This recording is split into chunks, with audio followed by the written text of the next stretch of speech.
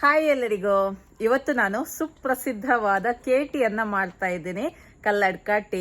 ಇಲ್ಲಿ ನಿನ್ನೆ ನಮ್ಮ ಮನೆ ಹತ್ತಿರ ತುಂಬಾ ಜೋರು ಮಳೆ ಇತ್ತು. ಇವತ್ತು ಕೂಡ ಫುಲ್ಲು ಮೋಡ ಮೋಡ ಆಗಿದೆ, ಮಳೆ ಬರುವ ಹಾಗಿದೆ ನಮ್ಮ ಊರಲ್ಲಿ.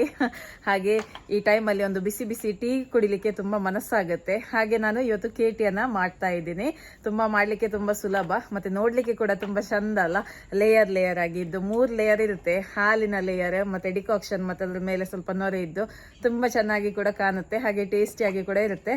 ಹಾಗಾದ್ರೆ ಇದನ್ನು ಯಾವ ರೀತಿ ಮಾಡೋದು ಅಂತ ನೋಡುವ. ಅದಕ್ಕಿಂತ ಮುಂಚೆ ನನ್ನ ರೆಸಿಪೀಸ್ ಎಲ್ಲ ನಿಮ್ಗೆ ಇಷ್ಟ ಆಗ್ತಾ ಇದೆ, ವಿಡಿಯೋವನ್ನು ಲೈಕ್ ಕೊಡಿ. ಹಾಗೆ ವಿಡಿಯೋನ ಫ್ರೆಂಡ್ಸ್ ಜೊತೆ, ಫ್ಯಾಮಿಲಿ ಜೊತೆ ಎಲ್ಲ ಶೇರ್ ಮಾಡಿ. ಮೊದಲಿಗೆ ಹಾಲನ್ನ ಬಿಸಿ ಮಾಡುವ. 1 ಲೋಟದಷ್ಟು ಹಾಲನ್ನ ಹಾಕ್ತಾ ಇದ್ದೀನಿ. ನಿಮ್ಗೆ ಎಷ್ಟು ಟೀ ಮಾಡ್ಲಿಕ್ಕೆ ಉಂಟು ಅಷ್ಟು ಹಾಲನ್ನ ಹಾಕಿದ್ರೆ ಆಯ್ತು. 2 ಚಮಚದಷ್ಟು ಸಕ್ಕರೆನ ಹಾಕ್ತಾ ಇದ್ದೀನಿ. ನಿಮ್ಗೆ ಎಷ್ಟು ಸಿಹಿ ಬೇಕೋ ಅಷ್ಟು ಸಕ್ಕರೆ ಹಾಕಿಕೊಳ್ಳಿ. ಒಳ್ಳೆ ಒಂದು ಕುದಿ ಬರಲಿ. ನೋಡಿ, ಹಾಲು ಕುದಿ ಬರ್ತಾ ಉಂಟು. ಇದನ್ನ ತೆಗೆದು ಬಿಡುವ. ಓಕೆ, ಈಗ ನೆಕ್ಸ್ಟ್ ಡಿಕಾಕ್ಷನ್ ಅನ್ನ ರೆಡಿ ಮಾಡುವ. 1/2 ಲೋಟದಷ್ಟು ನೀರನ್ನ ಹಾಕ್ತಾ ಇದ್ದೀನಿ. ಡಿಕಾಕ್ಷನ್ ತುಂಬಾ ಸ್ಟ್ರಾಂಗ್ ಆಗಿ ಮಾಡಬೇಕು, ಅವಾಗ ಮಾತ್ರ ಲೇಯರ್ ನಿಮಗೆ ಕರೆಕ್ಟ್ ಆಗಿ ಬರುದು. ಇದಕ್ಕೆ ನಾನು 2 ಟೀ ಸ್ಪೂನ್ ಅಷ್ಟು ಟೀ ಪೌಡ್ರನ್ನ ಹಾಕ್ತಾ ಇದ್ದೀನಿ. ಯಾವ ಟೀ ಪೌಡ್ರ್ ಕೂಡ ಹಾಕ್ಬೋದು ನೀವು. ಒಳ್ಳೆ ಕುದಿ ಬರಲಿ.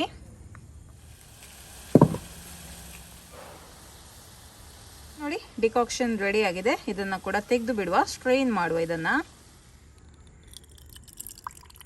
ಈಗ ಹಾಲನ್ನ ನೊರೆ ಬರಿಸಬೇಕು. ನೋಡಿ, ಈ ತರ ಹೀಗೆ ಮಾಡಿ ನೊರೆ ಬರಿಸಬೇಕು.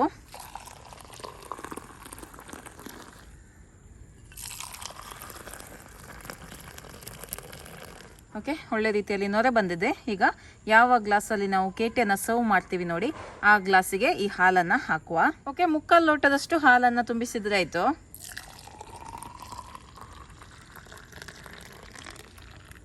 ಈಗ ಡಿಕಾಕ್ಷನ್ ಅನ್ನ ಹಾಕಬೇಕು.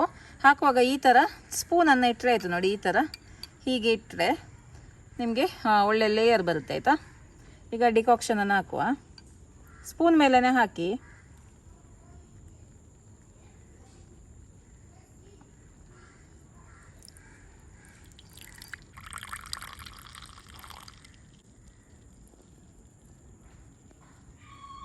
ಓಕೆ, ನೋಡಿ, ಕೇಟಿ ರೆಡಿ ಆಗಿದೆ. ಇದರ ವಿಶೇಷತೆ ಏನು ಅಂದರೆ ನೋಡಿ, 3 ಲೇಯರ್ ಉಂಟು.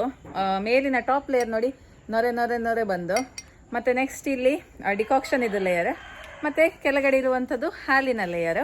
ಇದನ್ನು ನೀವು ಮಿಕ್ಸ್ ಮಾಡುವವರೆಗೆ ಇದು ಮಿಕ್ಸ್ ಆಗಲ್ಲ. ನೋಡಿ, ಮಿಕ್ಸ್ ಆಗೋದೇ ಇಲ್ಲ. ಈ ಥರ ಸಪ್ರೇಟ್ ಆಗಿ ಲೇಯರ್ ಆಗಿ ನಿಲ್ಲುತ್ತೆ. ಈ ಥರ ಲೇಯರ್ ಆಗಿ ನಿಲ್ಲಬೇಕು ಅಂದರೆ ಸ್ಟ್ರಾಂಗ್ ಆಗಿ ಡಿಕಾಕ್ಷನನ್ನು ಮಾಡಬೇಕು. ಓಕೆ, ಈಗ ಇದನ್ನು ಮಿಕ್ಸ್ ಮಾಡಿ ಇನ್ನು ಇದನ್ನು ಟೇಸ್ಟ್ ಮಾಡುವ.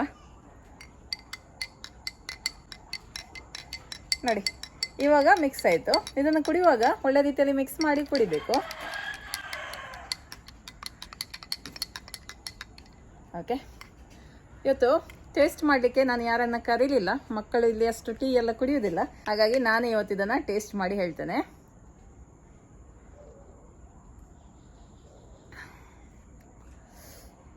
ತುಂಬ ಚೆನ್ನಾಗಿದೆ. ಸಕ್ಕರೆ ಎಲ್ಲ ಪರ್ಫೆಕ್ಟ್ ಆಗಿದೆ.